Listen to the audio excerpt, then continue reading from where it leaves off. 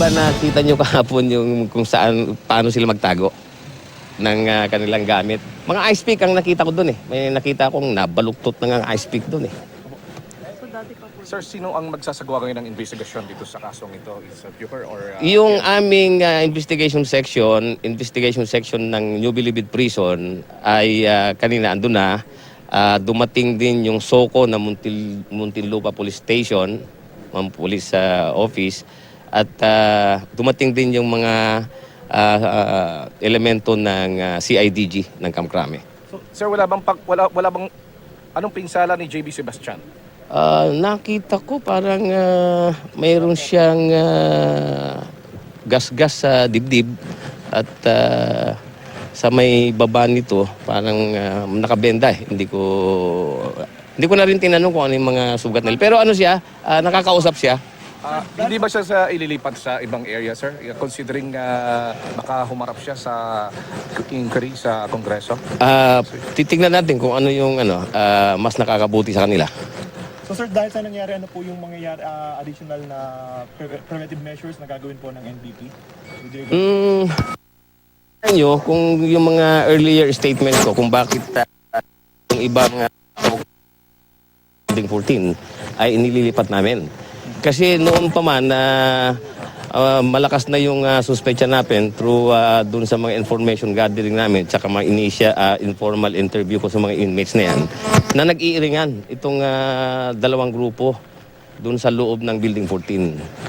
So ito na siguro, we were proven right na talagang nag-iiringan yung dalawang grupo. Sir, ano dahilan bakit po sila nag-iiringan itong dalawang grupong ito? Siguro yung ongoing investigation sa House. So, Sir, si Dong Gail, anong gang partikular ito? Si Dong Gail ay BCJ. BCJ. Pero may mga ulat parang dikit din siya kay JB Sebastian. Hindi. Ito yung isang sinasabi nilang bumubundol kay JB. Ito yung suspetsa ni JB na bumubundol sa kanya eh. Yung bumubundol is sumisira. Sumisira sa kanya. Sumisira. So sir, nilawin lang natin, si Tonico at saka si JB Sebastian, magkalaban ba sila? Magkakampi?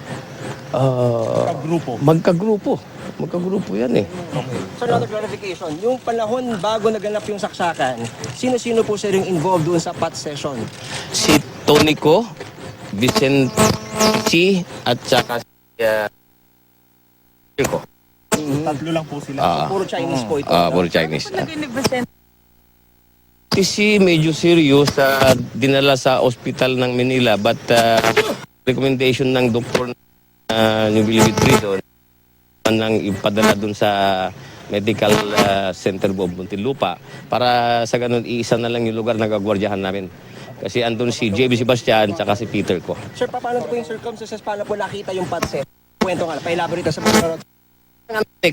Itong si Cinco at saka si Tunico, magkatabi ng higaan eh. Magkatabi ng higaan. Doon lang sa lahati yung kitchen. Kasi yung kitchen area na yun na nilagyan ng mga kwarto. Ano po nangyari? Ayun, sinumbungan niya kay Dunggail. And Dunggail talk to them. Mapapakamag at pagka nalamang may mga nangyayari pa gano'n. Andun daw eh. Hindi. Siguro, ito lang kung sino nauna sa kanila doon. Dunggail or si JB. Pero ang magkatabi pa nga daw sabi niya eh. Yung Chinese group sir ang lumang sa unit nila. Hindi, nasa isang lugar lang sila actually. Okay. Kasi yung tinutulugan ni Tonico is the kitchen area. Yung harap nun, inati lang yun. Yung kitchen, yung common area, I think ito yung mga conjugal area noon na ginawang selda.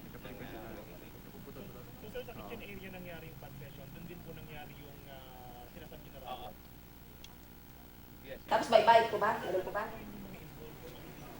Wake up. Andyan sila. Magkakasama pa rin po sila. Opo. Pero sir, yung di ba Yan po ang nagaganap na press conference ng Bureau of Corrections kaugnay ng riot kanina sa Building 14 ng New Bilibid Prison. Isa sa mga nasaktan ang high-profile inmate na si JB Sebastian. Ayon kay Police Chief Superintendent Asuncion, nagtamo ng gasgas sa dibdib si Sebastian pero nakakausap naman daw ito ngayon. Isa pa sa mga nasugatan si Major Dong Gail ng Batang City Jail. Ayon kay Police Chief Superintendent Asuncion, nagpapot session sina Tony Co, Vicente C. at Peter Co nang mangyari ang saksakan. Iniimbestigahan pa naman ngayon ang insidente. Place them in other colonies kung kinakailangan. So just to clarify, ilan lahat sila yung nag-rumble, sir? Halos 7 to 8 eh. 7 to 8. Oo. Then, Ayon sa initial investigation ko kanina umaga. Apo. Sir, hindi naman po lingid sa kaalaman natin na mayat-maya po yung ginagawa pong inspection ng SAF sa Building 14. Ang tanong po ng marami po ngayon, bakit po una sa lahat, kung meron po naitagong droga, bakit po hindi ito nakuha ng inspection ng SAF at bakit po nakatago pa rin ng ice pick na ginamit sa pangsasak kanina? Di ba sinasabi ko noon sa inyo, plano namin tanggalin lahat sila muna dyan sa Building 14 so that we can really inspect thoroughly the area. Napaka-creative nila na magtago ng mga illegal na bagay sa kanilang mga lugar. Having said that, sir, meron po bang nirelieve muna ngayon na bantay mo natin dito sa Building 14 sa nangyari pong insidente? Wala pa kasi ang nagbabantay doon are staff. Ihintayin ko yung resulta ng investigasyon ng mga iba't ibang units na nagkakandak ng investigation doon. Meron bang pangamba na umabot doon sa iba't ibang mga selda yung naganap na kaguluhan doon sa Building 14? Simpatya doon sa kanilang mga leader. Sa ngayon, wala akong information. Ang mahirap lang kung ang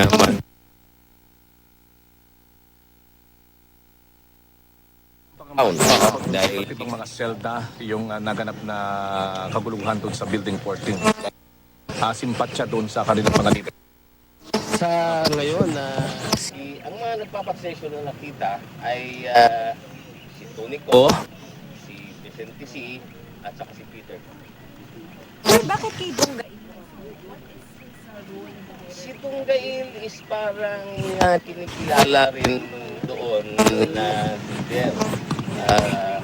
Hindi naman siya kasama, nakasama yata siya sa 19. Sabi yung reason to believe na compromise sa mga support na interference. Hindi. I still believe na Binuhay pa na yung nakakapunta ko siya sa compromise ang Basahin lang pa, basta bye-bye. Okay. Nagkakaproblema yung audio natin, tapos babasahin take 2. Okay. Pumanaw na ang inmate ng New Bilibid Prison na si Tony Co matapos mapuruhan sa riot sa bilangguan kaninang umaga. Ayon yan kay Police Chief Superintendent Rolando Asuncion, ang officer in charge ng Bilibid ngayon. Critical naman daw ang lagay ng inmate na si Peter Co habang stable naman si JB Sebastian. Pawang magkakasama sa grupo ni Sebastian na Presidio side ang dalawang Co. Sugatan naman ng isang Major Dong Gail na kabilang sa Carcel side na grupo ni Herbert Colango. Sa panayam kanina ng News to Go kay Justice Secretary Vitaliano Aguirre, ang paggamit umano ng shabu sa loob ng piitan ang pinag-ugatan ng riot. Subukan nating balikan uli ang press con. nag-improve ang facilities ng quality ng personnel ng support sa operation. Riots such as this will happen again. So would you be open anymore? Much that I would like to, pero hindi kasi kami ngayon makapag-recruit because doon sa hindi pa na-implement yung Republic Act 10575, which is the Bureau of Corrections Act of 2013. Minamadali namin ito para sa ganun ay makapag-recruit na kami ng mga bagong prison guards and prison or reformation personnel. Direktor, aabot ba sa yung investigasyon sa posibleng isang hakbang ito ng planatong pagpapatahimik kay JB Sebastian? I don't think so. I don't think so. As I said, this is just a usual occurrence in prisons na ganito ang sitwasyon. So, based dun sa crime scene, ano pa sir yung mga kanina nakita natin ang pagkakita? Wala pa rin. Sir, Mga ice pick lang, mga ice pick. ilang ice pick sir yan ako? Ang nakita ko doon isa but meron kasing supot doon na pinaglagyan ng ibang mga items na recover ng initial na SAF doon sa crime scene. Pero hindi ko nakita, hindi ko alam kung ano yung laman ng supot. May mga na-recover pa po bang mga shots? Wala sa nung nakita ko doon. Wala naman silang. Sir, leader itong mga nagrambulan kanina, ano ho? At we can expect na may mga sympathizers sila sa loob ng maximum compound. Ano ho sir yung ginagawa na nating measures to prevent further rioting among their followers? Of course, we cannot beef up the number, no? Kasi sagad na talaga yung bilang namin ng mga nakalagay dyan. Yung mga nagre-training naman, iba doon ay na-transfer sa ibang mga kolonya para naman mabago yung kanilang environment. Siguro medyo vigilant lang yung mga SAF. Kasi SAF pa ang nagbabantay dyan sa maximum yun. SAF. Alright. Sir, May mababarturi na ba rito, Direktor? O kumusta ng sitwasyon na under control na ba dyan sa Building 14? Under control yung ano. Sandali lang yun eh. Ang sabi ng mga na-interview ko kanina, halos hindi tumagal ng 1 minuto eh. Yung insidente, yung pangyayari. Nakaresponde ka agad yung SAF. At buti na lang at hindi na lumaki yung bilang ng na-involved dun sa riot na yan. Anong tinamong tama, sir, ni Tonico? Hindi ko ma-describe sa inyo. Pero saan po siya nag-expire, sir? Sa loob o sa... I don't know. Hindi ko alam. sir, given yung knowledge na ng tension among the group, bakit po hindi na lang sila sir pinaghiwa-hiwalay ng kulungan doon sa loob ng Building 14?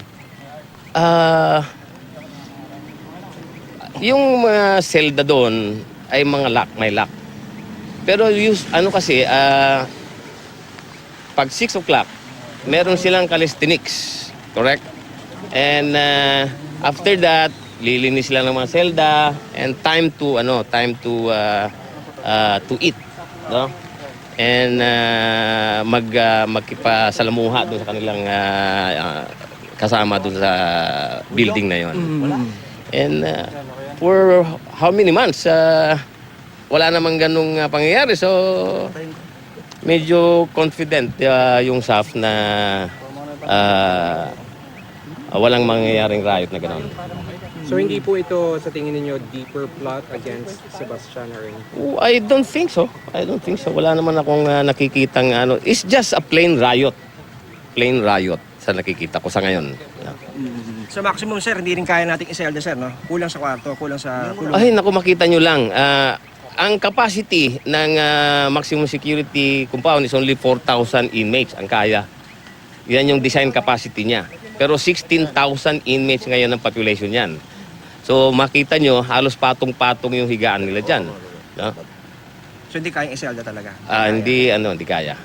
We have to admit it, ganyan ang sitwasyon ng ating mga kulungan. I hope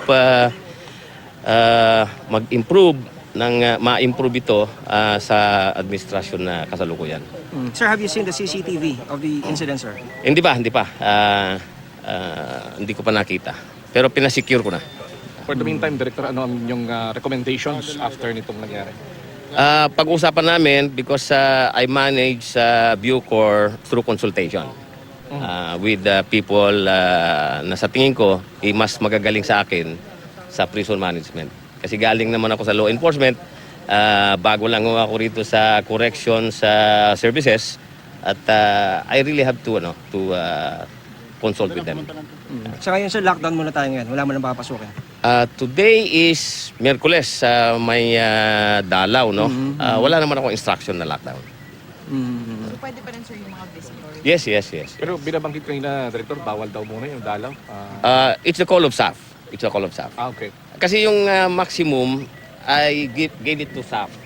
Kung anong gusto nilang gawin, anong dapat nilang gawin dyan, hindi ako nag-i-interfere sa kanilang day-to-day operation. So yung bawal mo na po yung dalaw sa maximum lang at saka sa building 14? Kung yun ang sinabing SAF, yun siguro.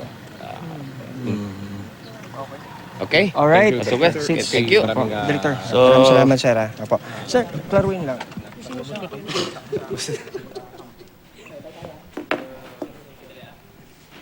At yan po ang ating live coverage. Tutok lang dito sa GMA News TV para oras-oras, alam mo. Ako po si Mav Gonzalez. Magandang umaga.